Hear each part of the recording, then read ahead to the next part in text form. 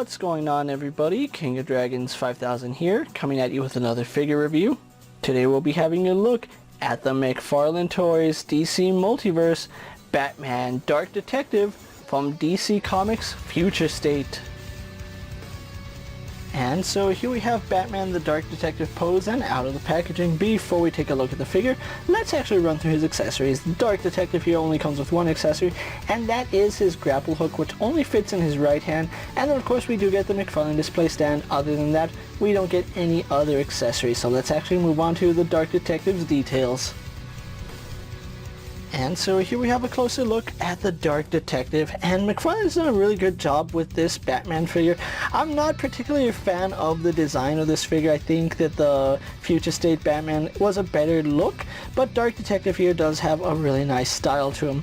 I really do like the cowl here. I like the armor plating here. It looks really nice. It kind of has a Captain America feel with the ears exposed. I don't know how I feel about that. I think I would prefer if the ears were covered rather than exposed, but I do overall like this grimacing expression. And once again, I think that if they were to apply this to a Batman that has a regular cowl, I would really like this expression, because Batman should really only have two expressions, neutral and grimacing, and they did a really good job with this grimacing head. I even like the ears. It's just the right length. They're not too short, they're not too long, they're just perfect for Batman. So overall, really liking the way this cowl came out, and I like the armor plating design. It's a very interesting look, but it does fit the character. Having a look at Dark Detective's outfit, he is wearing a brown trench coat, which they did a really solid job on stylizing it. Unfortunately, it is off to one side, so it is a little bit asymmetrical in its design. It looks a little bit symmetrical here at the torso, but as you go onto the waist, you can see how it does change from one direction going into the right side. I do like the sculpt work in it. You can see the stitch work looks really solid. I do like it. And then we do have a little bit of wash throughout the jacket, which I think that's a really cool little detail. They added just enough detail to bring out some of the highlights on it. So having to look at the rest of his outfit, you can see Dark Detective here does have some armor plating, and I really do like that. He has a painted on bat emblem. It's not sculpted on, which this is accurate to the source material, so I do like that. It is a rubber material, so it is softer than the plastic that it's glued to. And he is wearing a black undersuit, but I think this is a really solid look for the character, especially with the storyline they were going with. Having a look at his arms, really Red Hood-esque, or should I say, there's aspects of Red Hood in this costume with the jacket and then the shoulder pads, but then we also have some BVS inspiration here.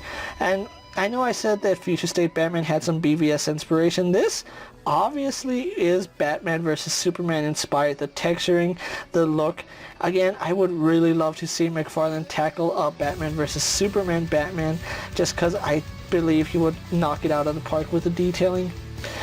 Elbows are exposed, which is a little bit strange. You would want to have that covered up a little bit, but yeah, another strange thing to note is that they did go with a dark blue glove. It's a little strange because he doesn't have dark blue anywhere else. I think it's an homage to when Batman had purple gloves, but yeah, strange, very strange with the blue gloves. But I do like the segmented armor, and you can see the armor does look like it's tied to his person, so I do like that little detail. As far as his utility belt goes, you guys can see that he does have this gold buckle right here, a pouch here, some rope here, some canisters going along the back. We have some more pouches, so I do like the detailing here. We have some batarangs here that are folded up, and those look really cool. I do like that. Then we go on to his pants, which look like military pants. I don't know what the proper term for military pants are. I think fatigues would be the right word. He looks like he's wearing army fatigues, and I want to say that this is a gun just because of how it's strapped on his leg, and it looks like it's a holster for a gun. He does have some armor plating right here on his calf, or on his thighs, which you'd expect that to cover a little bit more than it is. That looks a little bit odd that it's so small and just in the front. Then we have a look at his knee pads, which look like skating knee pads. I'm not gonna lie to you, It looks like he just picked up some skating knee pads and is wearing them. Then we do have his greaves right here, which only cover the front. We have some more pouches right here on his calves going to the back. Very plain in the back, unfortunately. And then we do go on to his boots, which have the armor plating coming down, covering his foot, which I do like seeing that. And then we do have some texturing on the undersole of his feet. So overall, McFarlane has done a really good job here on the Dark Detective. So with that out of the way, guys, let's actually get him compared to other figures you may have in your collection. Here we have Dark Detective posed next to a Marvel Legends Cyclops and a DC Multiverse Superman. Here we have the Dark Detective posed next to a WWE Elite Scale figure and a Mezco 1/12 Collective Popeye the Sailor Man. And finally, here we do have the Dark Detective posed next to a Lightning Collection White Ranger and a Star Wars Black Series Mandalorian.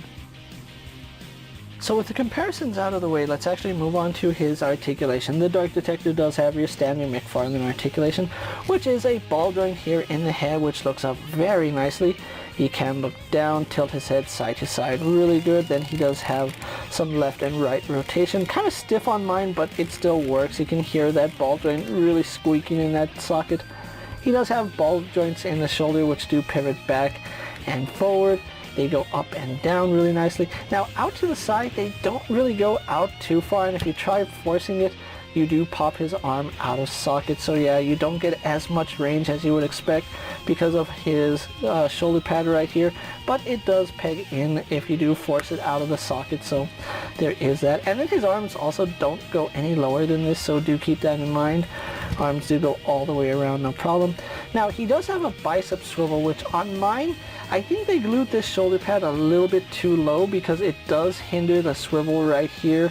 You can see the swivel is butting up against that shoulder pad, whereas this one, it does go over it nicely. So yeah, I think this one is glued just a little bit too low, but he does have double bend here at the elbow, giving us pretty good range there.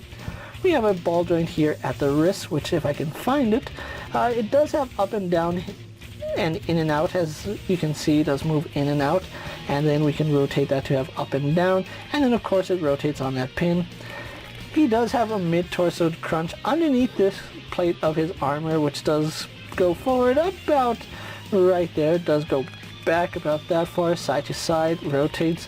Then we have a second ball joint at the waist, which does go back and forward, which is pretty impressive. I do like that. Side to side is very good. Rotates just fine. Hips unfortunately go out to the side as you lift them up, but thankfully you can fix that, and I'll show that in a little bit. It does kick back really nicely out to the side, really good. And then he does have a thigh swivel, which is surprising to see on a McFarlane figure, but it is an angled thigh swivel, so it really doesn't function as you would expect it to. We have a double bend here at the knee, which works fine. Swivel at the foot, a hinge which goes forward and back, and forward facing pin, although it's at a sharp angle, so it's really just a swivel. And then we do have a toe joint. So overall, Dark Detective here has some pretty good articulation. So with that out of the way, guys, let's actually get him posed for my final thoughts, and then we'll wrap up this review. And so here we have Batman, the Dark Detective pose for my final thoughts, and overall a really interesting take on the Batman character. Now, I really wasn't a fan of the Future States storyline, and I really didn't like the designs of some of the characters. I think the Batman was a better design than the Dark Detective. Even though I do get the idea of the story, I am not a fan of how this design looks. I mean, it didn't look good on paper, and it doesn't translate too well in figure form. Maybe if it had a soft goods jacket, I'd like it a little bit better, and maybe if the bicep on mine wasn't a little bit hindered by the armor. Posing him is a little bit of an issue just because of how he is sculpted. The crotch piece does make it a little bit hard to pose him, especially at the legs, and then that thigh swivel.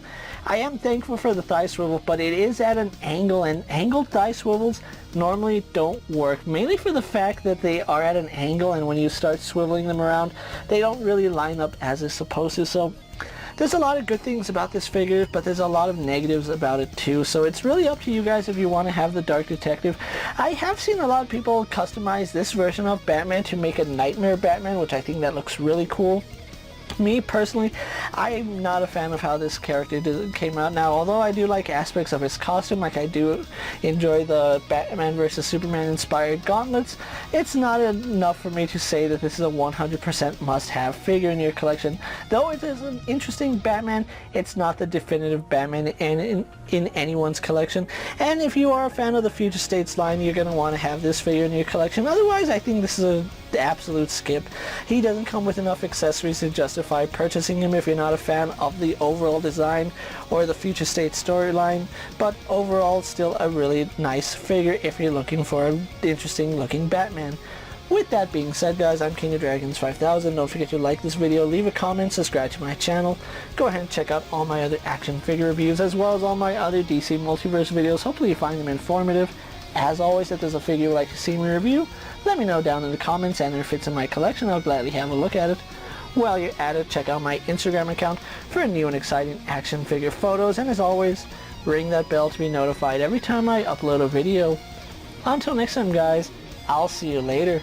Take care, everyone.